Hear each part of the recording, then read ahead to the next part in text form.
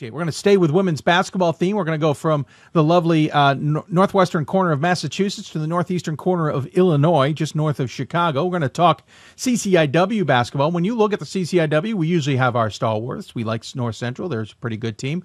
They're 500. You look at Illinois Wesleyan. They've been a pretty solid program in the conference for a while. They're at 500. So you start looking around going, who are you going to talk to in the North Central? Wheaton at one point started off at 6-0. They've been 3-3 since. It's been crazy. Well, the one that's emerged from the park are the Vikings. North Park has emerged from the pack, I should say, at 12-2 overall, 3-0 in conference play after a big win against Augustana. And we bring in their head coach via Skype, Amanda Crockett. Coach, welcome to Hoopsville. Hi, thanks for having me. Absolutely. Appreciate you taking the time. Listen, this is a program that hasn't won more than has won 14 games recently, but is not necessarily a program that has had a winning tradition. 14 is the most that won back in 2013 in recent history. Obviously, you can go back to 2007 where they won 15. To have 12 wins under your belt midway through the season, this is a tremendous point of the season for North Park. Great start, etc. It feels good, but we have a lot of basketball left. There's a lot of season ahead of us. The conference is very tough. Once again, I think there's a lot of parity in the conference, and we're just taking it one game at a time. Oh, certainly a lot of parity in this conference, as we said. We'll get to it in a little bit. But you're on a 9-game winning streak, and you've won games all over the place. It started with a 98-24 victory over Illinois Tech. Then you beat Aurora 58-52 in the very next game. Very different scoring. Obviously, you had a win over North Central when they're playing the system type of offense, and you beat them 118-108. Blackburn, you only allowed 36 points, and then Augustana 62. You have found many ways, lots of offense, not very much, or lots of defense, I guess you could say, to try and get victories in this 9-game stretch. Yes, we always take pride in our defense, and North Central, that was a different type of game, so it was a high-scoring game. Yep. Our goal was to hold them in the 80s. That didn't happen. Fortunately, we were able to, finish and make baskets against them and get the win. But overall, defensively on the year, we're holding teams to 58 points per game. And that's the goal of ours, to hold teams to under 60. If we can do that, we feel like we're going to win. What's interesting is, you didn't hold North Central to 80, so basically you played their game, for lack of a better description, but you won that game. It shows that your talent's able to step up and even adjust in an in-game scenario and get that victory, even if it's not exactly the game plan you're going by. Right, and in a game like that, it was a very high-paced game. We have athletic perimeter players who are able to break their pressure and attack their pressure. We're able to finish our layups and hit open shots. And we still executed the game plan offensively. Just defensively, I felt like, they shot the ball pretty well against us. And defensively it didn't go our way, but it was great to see us step up on the offensive end.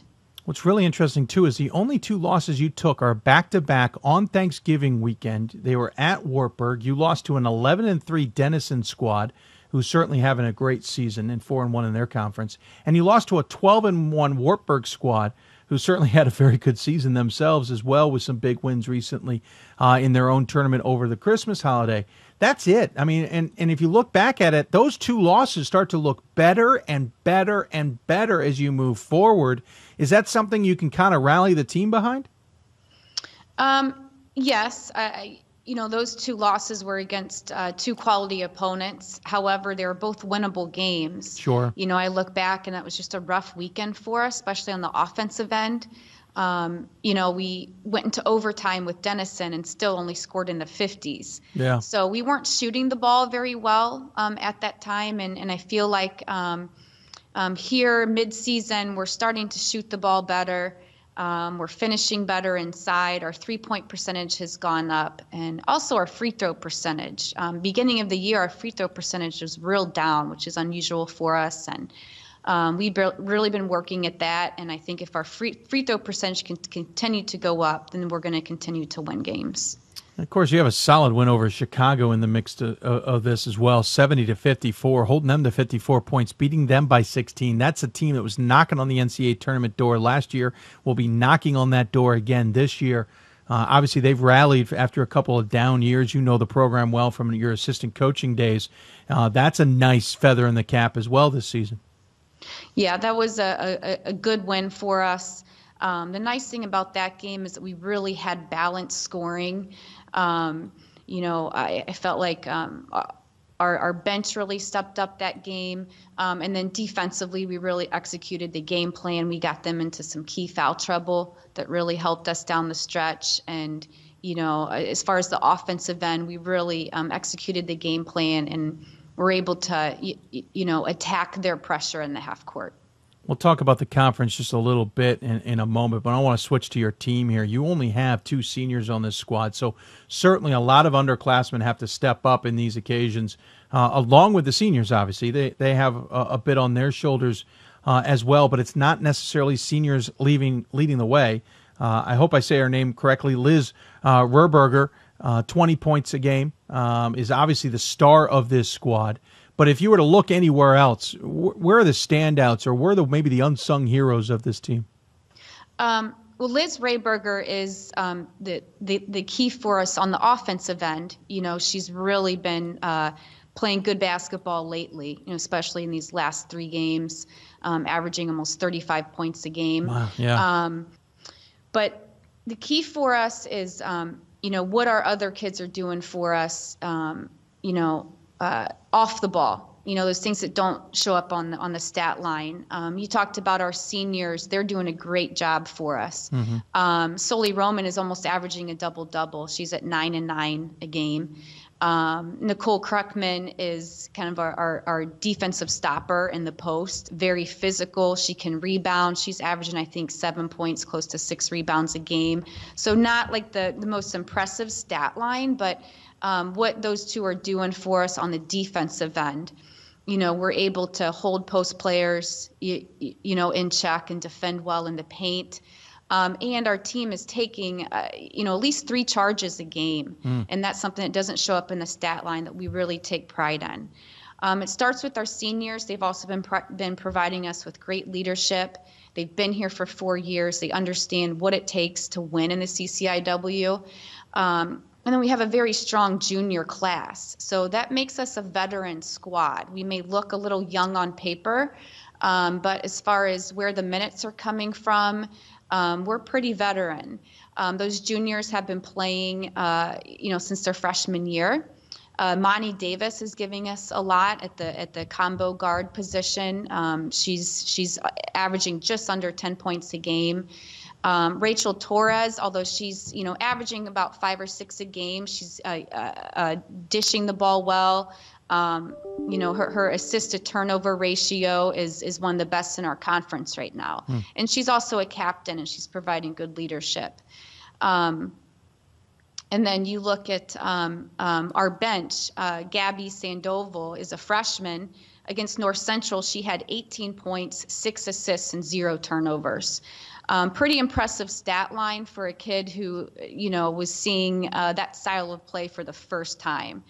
She really surprised me that game and really stepped up. So she's given us great production off the bench. And along with junior Hannah Rayfelt, she's coming in and she just fulfills her role. She's a 3-point shooter, and that's what she does. And she's hit some big shots for us. Also Shaylee Sloan, she's a sophomore, but she's a quick, undersized post player that can really rebound the ball.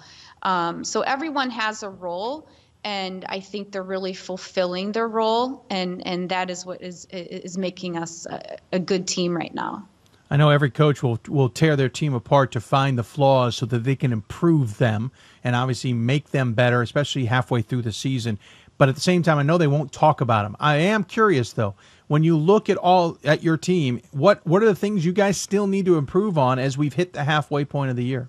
We have a lot of room for improvement. An area that I would like to see us to really improve on is our shooting percentage overall, both from a 2-point field goal percentage and then our 3-point field goal percentage, and it's gotten better. Beginning of the year, it was on the low side. Now we've been heating up a bit, so that's good to see, and we got to continue to work at getting better at that, getting reps in practice.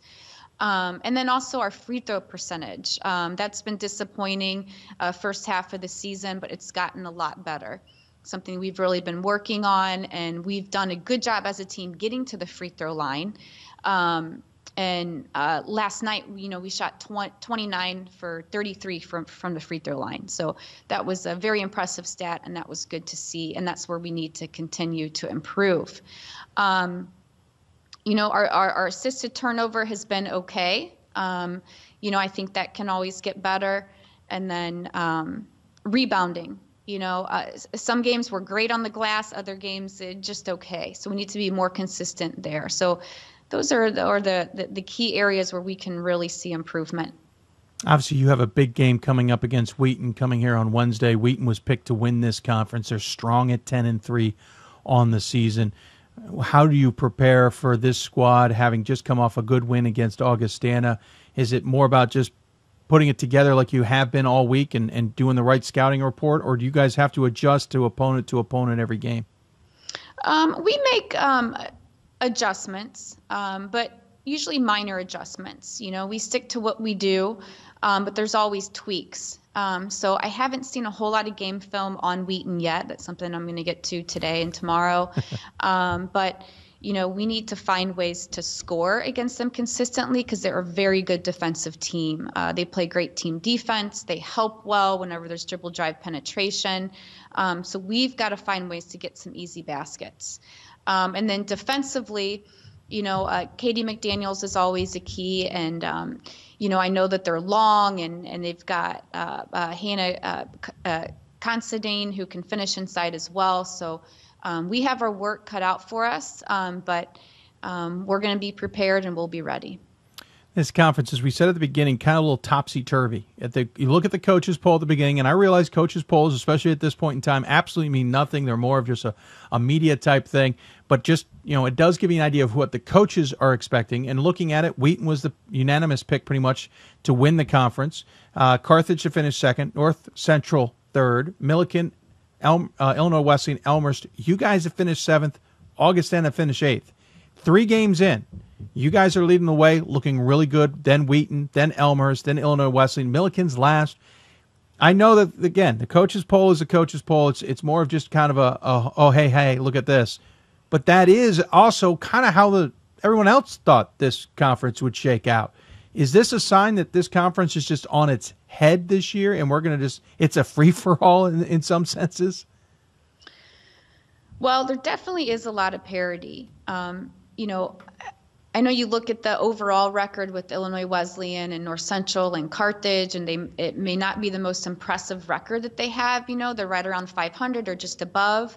But they've played an extremely tough schedule, each team. So they've played quality opponents. I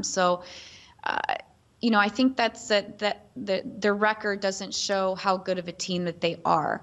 Carthage is a young team.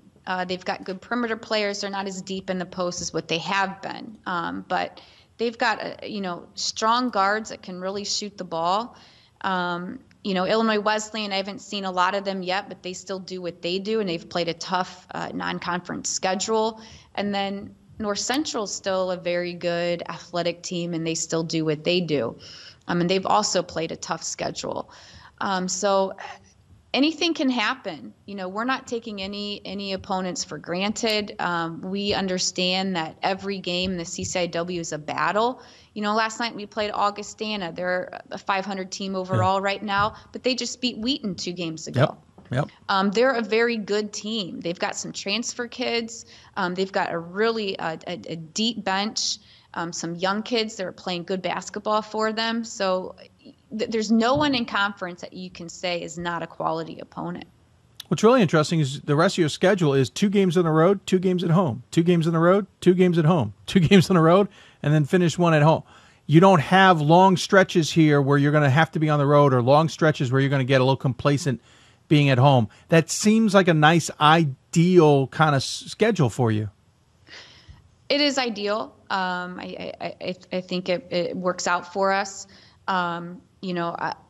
We need to take care of business at home. Yep. Although we've been playing pretty well on the road this year.